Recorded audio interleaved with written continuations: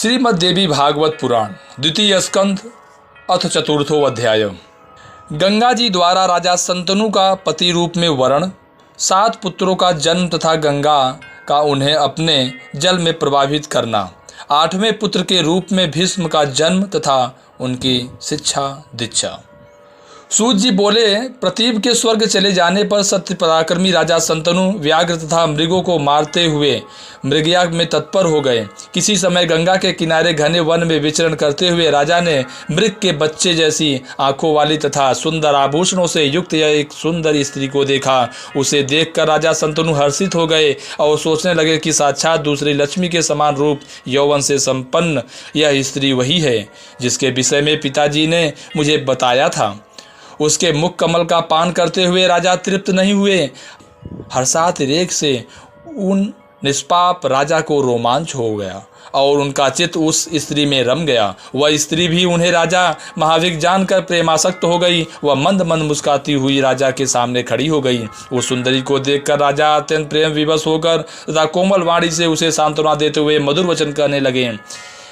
हे वामोर, हे सुमुखी, तुम कोई देवी, मानुषी, गंधर्वी, यक्षी, नाग कन्या अथवा अप्सरा तो नहीं हो। हे वरारोहे, तुम तो कोई भी हो, मेरी भार्या बन जाओ। हे सुंदरी, तुम प्रेम पूर्वक मुस्कुरा कर रही हो, अब मेरी धर्मपत्नी बन जाओ। सूत जी बोले, राजा संतनु तो निश्चित रूप से नहीं जान सके कि ये वे ही गंगा है, किंतु गंगा ने उन्हें पहचान लिया कि ये संतनु के रूप में उत्पन्न वही राजा महाविग विषय। पूर्वकालीन प्रेमवश राजा संतनु के उस वचन को सुनकर उस स्त्री ने मंद मुस्कान करके यह वचन कहा। स्त्री बोली, हे नृपश्रेष्ठ, मैं यह जानती हूँ कि आप महाराज प्रतीप के योग्य पुत्र हैं, अतः भला कौन ऐसी स्त्री होगी जो संयोगवश अपने अनुरूप पुरुष को पाकर भी उसे पति रूप में स्वीकार न करेगी। हे श्रीश्रेष्ठ, हे नृपश्रेष्ठ, वचनबद्ध करके ही मैं आपको अपना पति स्वीकार करूँगी। हे राजन, हे नृपोत्तम, अब आप मेरी शर्त सुनिए जिससे मैं आपका वरण कर सकूँ।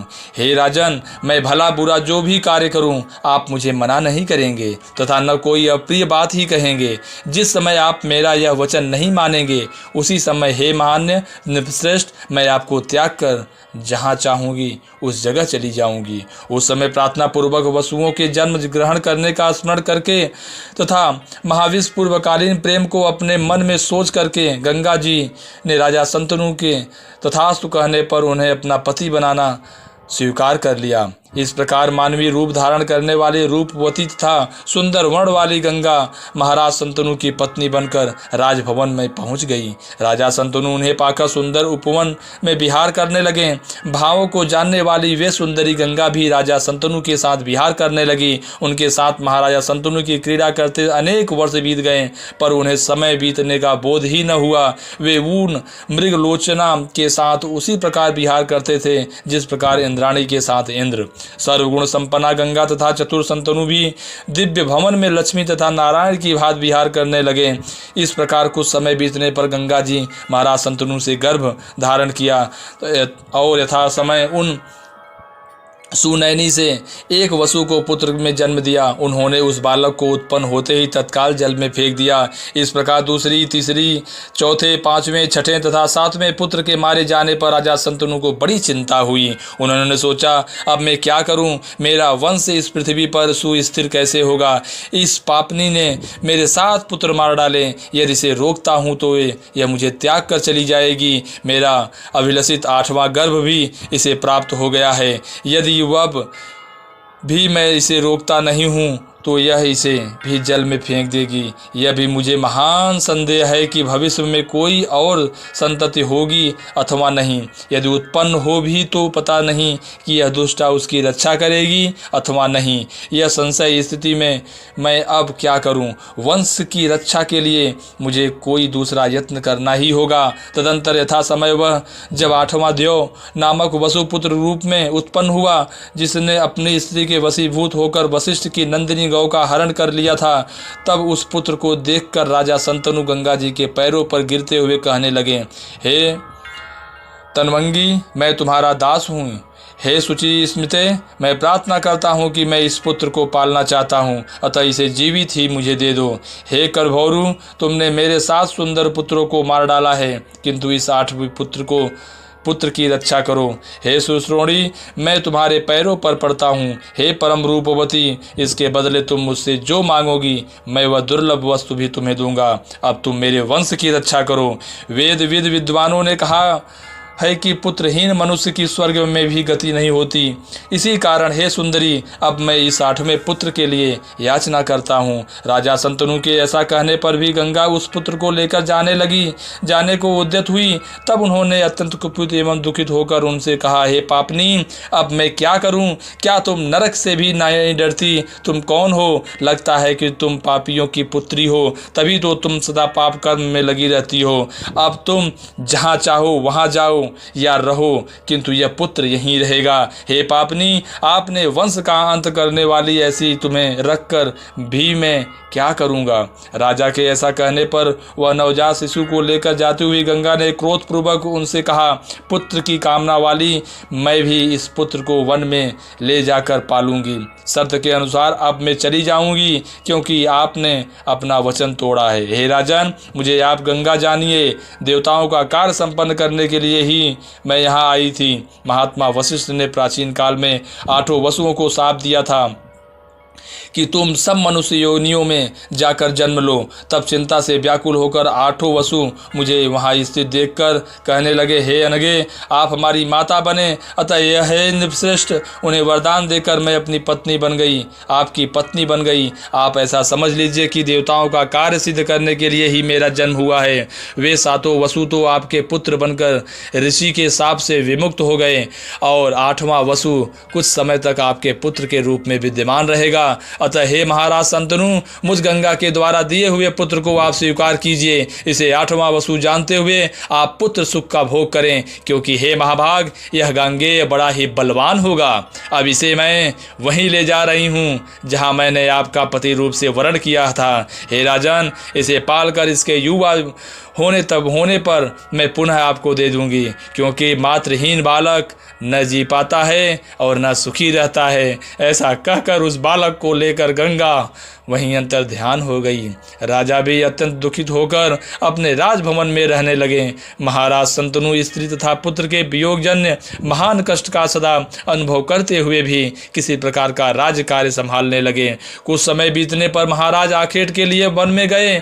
वहाँ अनेक प्रकार के मृगणों, भैंसों तथा सूकरों को अपने बाणों से मारते हुए गंगा जी के तट पर जा पहुंचे। उस नदी में बहुत थोड़ा जल देखकर वे राजा शंतनु बड़े आश्चर्य में पड़ गए। उन्होंने वहाँ नदी के किनारे खेलते हुए एक बालक को महान धनुष को खींचकर बहुत से बाणों को छोड़ते हुए देखा। उसे देखकर राजा शंतनु बड़े विस्मित हुए और कुछ भी नहीं जान पाए। उन्हें यह स्मरण भी न हो पाया कि यह मेरा पुत्र है या नहीं। उस बालक के अतिमानवीकृत बाण चलाने के हस्तलाघव, असाधारण विद्या, कामदेव के समान सुंदर रूप को देखकर अत्यंत विस्मित राजा ने उनसे पूछा, हे निर्दोष बालक, तुम किसके पुत्र हो? किंतु उस वीर बालक ने कोई उत्तर नहीं दिया और वह बाण चलाता हुआ अंतर ध्यान हो गया।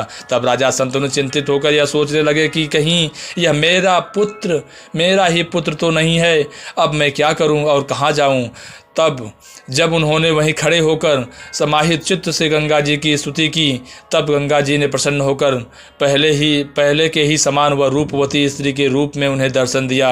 सर्वांग सुंदरी गंगा जी को देखकर राजा शंतनु बोले, हे गंगे, यह बालक कौन था और कहाँ चला गया? आप उसे मुझको दिखा दीजिए। गंगा जी बोले, हे राजेंद्र, यह आपका ही पुत्र 8वां वसु है, जिसे मैंने पाला है। इस महातपस्वी गंगे को मैं आपको सौंपती हूँ। हे सुव्रत, यह बालक आपके इस कुल की कीर्ति को बढ़ाने वाला होगा। इसे सभी वेद शास्त्र एवं शाश्वत धनुर्वेद की शिक्षा दी गई है। आपका यह पुत्र वशिष्ठ जी के दिव्य आश्रम में रहा है और सब विद्याओं में पारंगत, कार्यकुशल एवं सदाचारी है। जिस विद्या को जमदग्नि पुत्र परशुराम जानते हैं, उसे आपका यह पुत्र जानता है। हे राजेंद्र, हे नरादीप, आप इसे ग्रहण कीजिए, जाइए और सुखपूर्वक रहिए। ऐसा कहकर तथा वह पुत्र राजा को देकर गंगा जी अंतर ध्यान हो गई।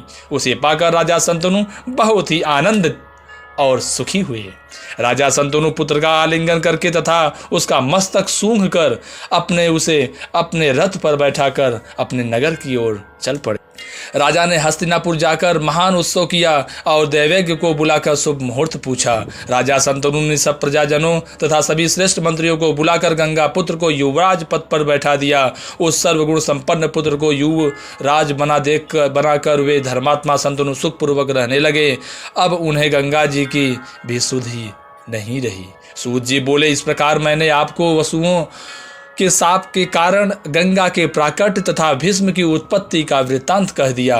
जो मनुष्य गंगा अवतरण तथा वसुओं के उद्भव की इस पवित्र कथा को सुनता है वह सब प्रकार के पापों से मुक्त हो जाता है, इसमें संदेह नहीं है। हे मुनिश्रेष्ठ, मैंने यह पवित्र पुण्यदायक तथा वेद सम्मत पौराणिक आख्यान जैसा व्यास जी के मुखारबिंद से सुना था वैसा आप लोगों से कह दिया। द्वैपायन व्यास जी के मुख से निसृत यह श्रीमद् देवी भागवत महापुराण बड़ा ही पवित्र अनेकानेक कथाओं से परिपूर्ण तथा सर्ग प्रतिसर्ग आदि 5 पुराण लक्षणों से युक्त है। हे मुनिश्रेष्ठों, सुनने वाले के समस्त पापों का नाश करने वाले कल्याणकारी सुखदायक तथा पुण्यप्रद इस इतिहास का मैंने आप लोगों से वर्णन कर दिया। जय माता दी।